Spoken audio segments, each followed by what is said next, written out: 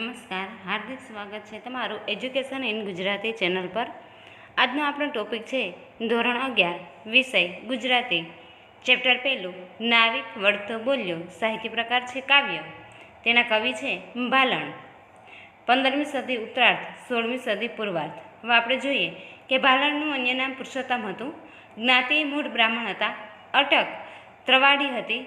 એમનું વતન પાટણ હતું। સંસ્કૃત તેમજ વ્રત ભાષાનું જ્ઞાન ધરાવતા હતા। 10મ સ્કંધમાં આવતા વ્રત ભાષાના પદ કવિએ પોતે રચેલા હોય તેવું લાગે છે। ગુર્જર ભાષા તરીકે ગુજરાતી ભાષાને ઓળખનાર ભાલણે ગુજરાતી કવિતામાં કડવાબદ્ધ આખ્યાનોનો સ્થિર પાયો નાખવાનું કાર્ય કર્યું। એમના આખ્યાનોમાં પહેલી વખત ઉથલો કે વલણ વગરના કડવા જોવા મળે છે। એથી તે આખ્યાનના પિતા તરીકે ઓળખાય છે। પૌરાણિક આખ્યાનોમાં તેઓ મૂળ કથાને વફાદાર રહે છે। મુખ્યત્વે આખ્યાન કવિ, પદકવિ અને અનુવાદક તરીકે જાણીતા છે। નળાખ્યાન, જાલંધર આખ્યાન, ધ્રુવ આખ્યાન, ચંડી આખ્યાન, મૃગી આખ્યાન, રામવિવાહ જેવા આખ્યાનો તેમણે રચ્યા છે। તેમની યશોદાયી કૃતિ કાદંબરી તેમજ 10મ સ્કંધ અને રામબાલ ચરિત સવિશેષ ધ્યાનપાત્ર છે। પ્રસ્તુત કાવ્યના કેન્દ્રમાં એમના વાલ્મીકી ચરિત રામાયણનો કેવળ પ્રસંગ છે। અયોધ્યાથી વનવાસ જવા નીકળેલા રામને નદી ઓળંગવા હોડીની જરૂર પડે છે। લક્ષ્મણ સીતાને નાવમાં બેસાડવા નાવિક તૈયાર છે, પણ રામને નાવમાં બેસાડવાની ના કહે છે। નાવિકે સાંભળ્યું છે કે ઋષિના શાપથી પથ્થર બનેલી અહલ્યા રામની ચરણરજથી જીવિત સ્ત્રી બની ગઈ છે। હવે જો રામની ચરણરજ હોડીને સ્પર્શે તો હોડી પણ સ્ત્રી બની જાય એવી ભોળી સમજ નાવિકને મૂંઝવે છે। નાવિકને ઘેર એક સ્ત્રી એટલે કે પત્ની તો છે જ, ચરણ સ્પર્શથી બીજી સ્ત્રી થાય તો બંને સ્ત્રીઓનું ભરણ પોષણ તે કેવી રીતે કરી શકે? આજીવિકાનું એકમાત્ર સાધન હોડી જ છીનવાઈ જાય। ગુરુ વિશ્વામિત્ર નાવિકની મૂંઝવણ દૂર કરવા વચ્ચેનો માર્ગ કાઢે છે। તેઓ નાવિકને ગંગાજળથી રામના પગ ધોવા કહે છે, જેથી રજ ધોવાઈ જાય, ચરણ સ્વચ્છ થાય અને હોડી સ્ત્રી બનતા બચી જાય। અંતે ભોળો એટલે કે પ્રભુના પગ ધોવા ઈચ્છતો નાવિક રામના પગ ધોવે છે અને સંતોષ પામે છે।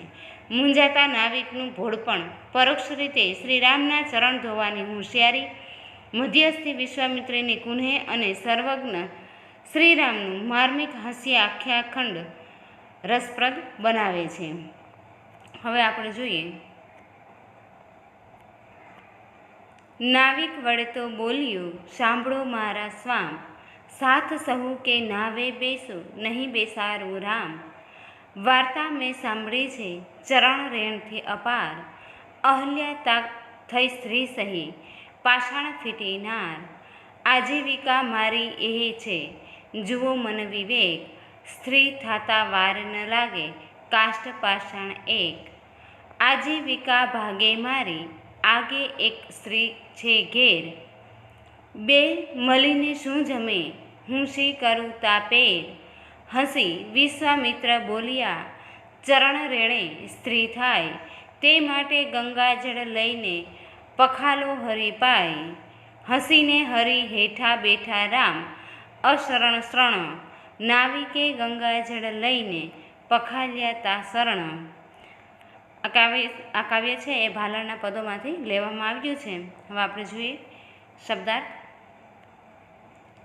સ્વામ એટલે કે સ્વામી, નાથ, અહીં છે એ રામ માટે સ્વામ શબ્દનો ઉપયોગ થયેલો છે।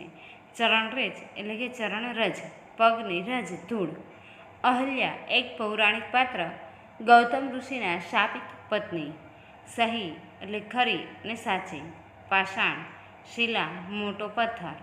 ફીટી એટલે કે મટી, માંથી। કાષ્ઠ એટલે લાકડું। પેર પેરવી, તજવીજ, વ્યવસ્થા। વિશ્વામિત્ર એક ઋષિ, રામના ગુરુ। પખાલો પખાડો અથવા પાણીથી ધોવું। અશરણ શરણ એટલે કે અશરણના શરણરૂપ, નિરાધારના આધાર, અહીં રામ। ચરણ એટલે ચરણ, પગ।